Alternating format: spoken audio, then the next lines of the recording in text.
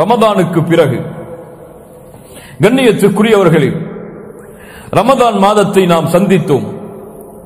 ரமதான் மாதத்துடைய வணக்க வழிபாடுகளை செய்தோம். 5 நேர தொழுகையை பள்ளியில் சென்று ஜமாஅத்தோடு முடிந்த அளவு தொழுதோம். குர்ஆனை நேரம் கிடைக்கும் பொழுதெல்லாம் எம்முடைய நேரத்தை நாம் ஒதுக்கியாவது குர்ஆனை ஓதுவதற்கு தயாரானோம். இரவு வணக்க வழிபாடுகளில் பள்ளிகளில் சென்று ஆர்வத்தோடு கலந்து கொண்டோம். சுப்ஹானல்லாஹ், எவ்வளவு அல்லாஹ் விரும்பக்கூடிய நாட்கள் அது. அல்லாஹ்விடத்தில் எவ்வளவு மேன்மையான நாட்கள் அது. அல்லாஹ் விரும்புகின்ற அத்துணை வழிகளிலும் எம்முடைய வாழ்வை நாம் பயன்படுத்தினோம். வெறும் நான் நோன்பை தாகித்திருப்பதையும் பசித்திருப்பதையும் மட்டும் நான் சொல்லவில்லை. அல்லாஹ் எதை தடுத்தானோ அதிலிருந்து முற்றிலுமாக எம்முடைய வாழ்வை விலக்கிக் கொண்டோம். அல்லாஹ் எதை விரும்பினானோ அதை எம்முடைய வாழ்வில் நாம் செயல்படுத்தினோம். அல்ஹம்துலில்லாஹ். ஆனால் ரமதான் மாதம் எம்மை கடந்துவிட்டு சில வாரங்கள் ஆகியிருக்கிறது. ஆனால் ரமதான் மாதத்திலே எப்படி எம்முடைய வாழ்வு இருந்ததோ அதே போல்தான் எம்முடைய வாழ்வு தொடர்கிறதா, அல்லது ரமதான் மாதத்திற்கு முன்னால் எப்படி எம்முடைய வாழ்வை நாம் கழித்தோமோ அந்த வாழ்க்கை மீண்டும் எம்முடைய வாழ்க்கையில் இணைந்து விட்டதா? என்ன பதிலாக இருக்கும் இதற்கு? என்ன பதிலாக இருக்கும்? மீண்டும் அந்த வாழ்க்கை எம்மோடு இணைந்து விட்டது.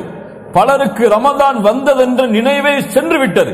ரமதான் வந்ததா இல்லையா என்ற நினைவு கூட அவர்களுடைய வாழ்வில் இல்லை. அவர்கள் ரமதானில் அவர்களுடைய வாழ்வில் நினைவுக்கு வரக்கூடிய ஒரே அம்சம் ரமதானுடைய இறுதி நாள், ஈதுடைய தினம். ரமதானுடைய முடிந்த அடுத்த நாள் அந்த ஈதுடைய தினத்தில் அவர்கள் அனுபவித்த அந்த காட்சிகளும் அந்த கொண்டாட்டங்களும் மட்டும்தான் இந்த ரமதானுடைய நினைவில் பலருடைய உள்ளத்தில் இருக்கிறதே தவிர ஒட்டுமொத்த ரமதானுடைய மாதமும் அதில் கடிக்கப்பட்ட நாட்களும் அவனுடைய வாழ்வும் அந்த ரமதானோடு அவனை விட்டு சென்று விட்டது பலருக்கு. பலர் இன்னும் கொஞ்ச நேரமா கொஞ்சம் காலம் ஆகும் அவர்களுக்கு மீண்டும் அவர்களுடைய பழைய வாழ்வை அவர்கள் தொடங்குவதற்கு. ரமதானுடைய அந்த ஈமான் இன்னும் அவர்களுடைய உள்ளத்தில் தொற்றிக் கொண்டிருக்கிறது. இல்ல மஷா அல்லாஹ், அல்லாஹ் பாதுகாத்தவர்களை தவிர இன்னும் பலர் இருக்கிறார்கள்.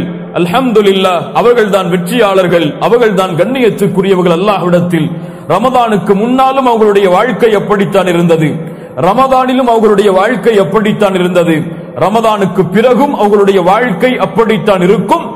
ஏற்றம் இருக்கும், ஏற்றம் இரக்கம் இருக்கும். ஆனால் ஒரே அடியாக அது இறங்கி விடாத அவனுடைய வாழ்வில். இவர்கள் தான் வெற்றியாளர்கள். அல்லாஹ் ரப்புல் ஆலமீன் அந்த கூட்டத்தில் எம்மை ஆக்குவானாக. ஏன் ரமதானில் தொழுதோம்?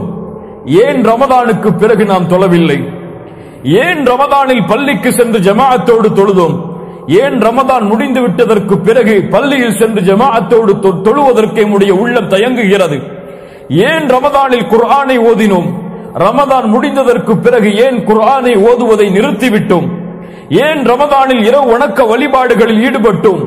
ஏன் ரமதானுக்கு பிறகு இரவு வணக்க வழிபாடுகளை நிறுத்திவிட்டோம்? யார் பதில் சொல்ல முடியும் இதற்கு? ஏன் ரமதானில் மட்டும் அல்லாஹ் ரப்புல் ஆலமீன் கடமையாக்கிய ஒரு கடமையா தொழுகை? எல்லா நேரங்களிலும் அல்லாஹ் கடமையாக்கியது. ரமதானில் மட்டும் பள்ளியில் சென்று தொழுங்கள் என்று அல்லாஹ்வால் கொடுக்கப்பட்ட கடமையாது? ரமதான் அல்லாத நாட்களிலும் பள்ளியில் சென்று ஜமாஅத்தோடு தொழ வேண்டும் என்று அல்லாஹ்வால் கொடுக்கப்பட்ட கட்டளை அது. ஆனால் ஏன் ரமதானில் மட்டும் இந்த சமூகம் நிறைவேற்றுகிறது? ரமதானில் பார்த்தால் ஃபஜ்ருடைய தொழுகைக்கெல்லாம் பள்ளியில் உள்ளே செல்வதற்கு இடம் கிடைக்காத பலர் எம்மிலே இருக்கிறார்கள். ரமதான் முடிந்து விட்டால் முதல் சஃப் எல்லாம் சாதாரணமாக அங்கே வரக்கூடிய எல்லா தொழுகையாளிகளுக்கும் கிடைப்பதற்கு ஏற்ப பள்ளி தயாரிக்கப்பட்டிருக்கிறது. புதிய பள்ளி உருவாகியதா, அல்லது புதிய மக்கள் இந்த பூமிக்கு வருகை தந்தார்களா, அல்லது வருகை தந்த மக்கள் எல்லாம் வானத்திற்கு உயர்த்தப்பட்டு விட்டார்களா, அல்லது இந்த பூமியில் இருந்து அவர்கள் எல்லாம் மரணித்து விட்டார்களா? இந்த கேள்விகளுக்கு எல்லாம் பதில் என்ன? என்ன, யாரால் இந்த மாற்றம் ஏற்படுகிறது? ஏன் இந்த மாற்றத்திற்கு இந்த முஸ்லிம் சமூகம் உட்படுத்தப்படுகிறது? ரமதானுக்கென்று சிறப்புகள் இருக்கிறது, அதற்கென்று கண்ணியம் இருக்கிறது, அது செய்யப்படக்கூடிய வணக்க வழிபாடுகளுக்கென்று மதிப்பு இருக்கிறது. அதை மறுக்கவில்லை, அதை ஏற்றுக்கொள்கிறோம். ஆனால் இந்த வணக்க வழிபாடுகள் எல்லாம் ரமதானில் மட்டும் கடமையாக்கப்பட்டதில்லையே. அல்லாஹ் ரப்புல் ஆலமீன் குர்ஆனில் ரமதான் வரும் வரை அல்லாஹ்வை வணங்குங்கள் என்ற கட்டளையிடுகிறான். ரமதான் முடிந்து விட்டால் அல்லாஹ்வை மறந்து விடுங்கள், இந்த பூமியில் நீங்கள் எப்படி வாழ நினைக்கிறீர்களோ அப்படி வாழ்ந்து கொள்ளுங்கள் என்று அல்லாஹ் ரப்புல் ஆலமீன் இந்த முஸ்லிம் சமூகத்திற்கு கட்டளையிடுகிறான்.